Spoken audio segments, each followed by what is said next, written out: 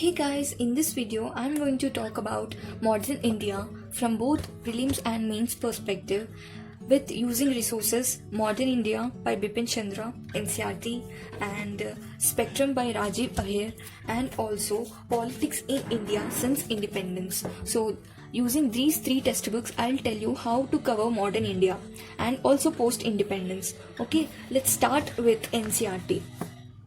So I hope you have already gone through this ancient India and medieval India, right? So the next thing that you need to do is modern India, which is very important from prelims as well as mains perspective. So in order to understand and learn better, we need to understand the chronology of all the events in modern India as well as post independence. So if we look at the NCERT chapters, we have from 18th century, right? So the chapter 1 is about the entry of European powers in Mughal Empire, and then there is penetration of European and British conquests in India. So here in the first reading, try to do 1 to 2 readings just to understand the chronology, just to understand what are the events happen and why they have happened and how the events have turned the Indian history. So this is how you need to understand the chronology, by reading just like a novel or curious to know about our history and the independence struggle. So in the first and the second readings, try to understand the chronology and move ahead. So I hope now you are done with 1 and 2 revisions. So next what you need to do is simply take a pen and start underlining few keywords which you feel are important. Before all this, I suggest you to go through previous year questions to understand what kind of questions are asked. So here what I did in my third revision. In third revision, I took a pen and underlined few things. So I kept underlining. So these red pen are there, right? So these are the underlined sentences and words that I made, and yeah, all the underlines in this book are my third revision. Okay. And in fourth revision, what I did is I have highlighted few things. So I've highlighted using an highlighter. So this is when I did the fourth revision. Okay, this I have done in fourth revision. So by now I understood the chronology and also the importance of few events. So that's how I have used pink and cream color highlighters to highlight in my fourth revision. So, and then in my fifth revision, what I did is I started writing in the textbook itself. For example, you can see here. So this have written in order to skip reading the sentences in the entire textbook. So earlier what I used to do is I used to read the highlighted part in this book, and later I skipped to what I did in my fifth revision is I have noted down with pen the important points on the top of the paper so that I can revise only those things and there is no requirement to go through the entire sentences in this book. So in a similar way I did to the entire book wherever I felt necessary, and in the later part of the book we'll get more facts in after 1885, after the formation of a Congress, we get many facts from prelims perspective to understand as well as remember. So what you can do is just write down all the facts and the years and important personalities associated with them and also the places on the top of the page, so that when you read it once again you just go through those important facts and leave the rest. So in this way you need to cover NCERTs and do not bother to remember anything in the first and second readings, and I'm telling you this will turn out to be very futile. Don't do that, and you will feel that burden of remembering things and you will get scared, and obviously it leads it leads to modern history phobia. So don't do that, and follow this strategy of 5 revisions, at least 5 revisions, and note down whatever you feel is important from exam perspective. Before that, definitely go through previous year question paper of both prelims as well as mains.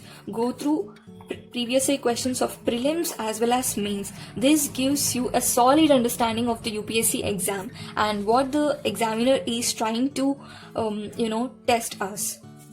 So this is how you can complete entire NCERT in 5 revisions and understand the chronology, note down the important facts, and in the front page of the book you can note down what to read in the next revision if you are going to do. So I have noted down that read all highlighted points. So this I have written in my fourth revision, and read the bullet points on the top, and this in my 5th revision. So note down whatever you need to do in the book, because you have many subjects, and when you come back in this iteration of subjects completion from prelims perspective, you tend to forget what you have read and what you should do now. So definitely write index kind of thing at the front page. So that is how you can complete this NCERT and read effectively. And next comes Modern India.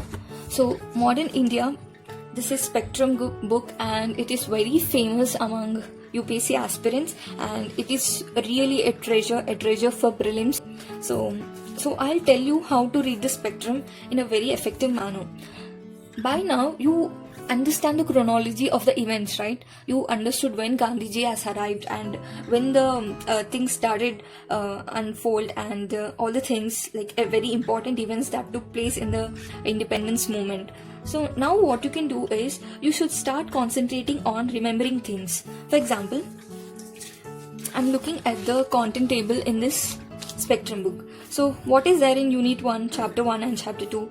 This is less importance from prelims or mains perspective. This talks about the sources of history for reconstruction of a history, and this is the approaches used. So you can go through it once and not much useful from prelims perspective. So you can easily skip this and go to 3rd chapter. So here in Unit 2, this talks about the advent of Europeans and eve of British conquest and expansion, consolidation, all these things like about how they have conquered the India and Indian territories, and how the company rule has established in India, and the reform movements, etc. So these are very important, but I'm telling you that don't read this in the first place. Directly go to the chapter 10 of part 5. I think this is last but one revised edition of 2018. So in the latest edition they have added few chapters in the post-independence chapters, so need not worry about that. You can also read using this strategy which I am telling you now. So okay, start directly from chapter 10. From chapter 10 you can go about reading till 10, 11, 12, 13 and 15. 13 and 15. So here First World War and national response, 14 as well as 15. So all these comes under block 1. So I did not prepare a sheet today, so please note down. Block 1 consists of 10, 11, 12, 13, 14 and 15 chapters. Okay, this is block 1. And then in block 2 you continue with the 16th chapter. Okay, 16, 17, 18, 19, 20, 21, 22, 23, 24, 25. So this comes till Unit 8. Still Unit 8, it is block 2. Okay, block 2. Block 2 chapters are from 16th chapter to 25th chapter. Okay, and then what you can do here is go back to chapter number 3.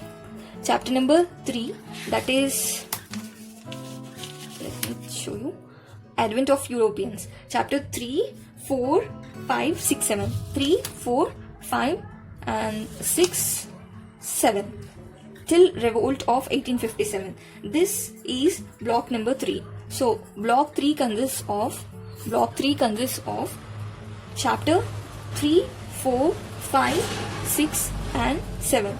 Okay, this is block 3. So after completion of block 3, what you can do is revise block 1, block 2 and block 3. So this gives you a total understanding of all the events in a chronological manner, and the rest of the chapters are like add-on to these 3 blocks. So now what you can do is go for block number 4.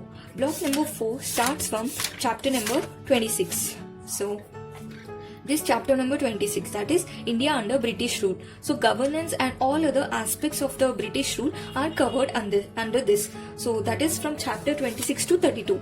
26 consists of constitutional, administrative, judicial developments. Here are constitutional developments and any other important events and the administrative policies and socio-cultural policy of British in India. So these are all covered in chapters from 26 to 32.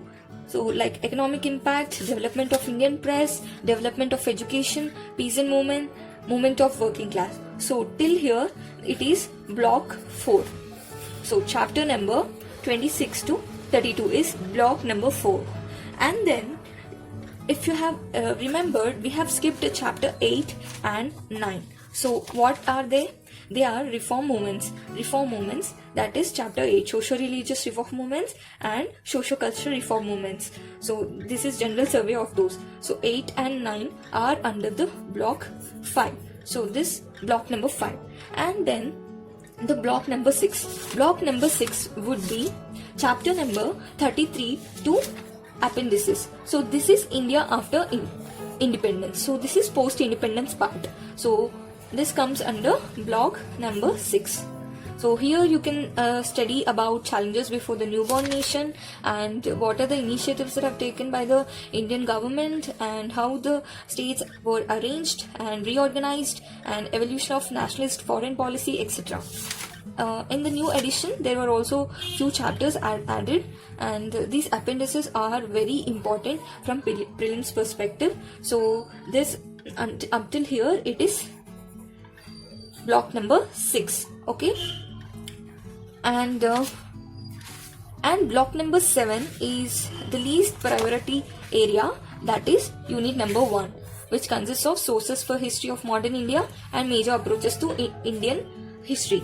So these two you can revise once or twice. Just read the context and the content. You can understand what were the sources, like different newspapers, biographies, etc.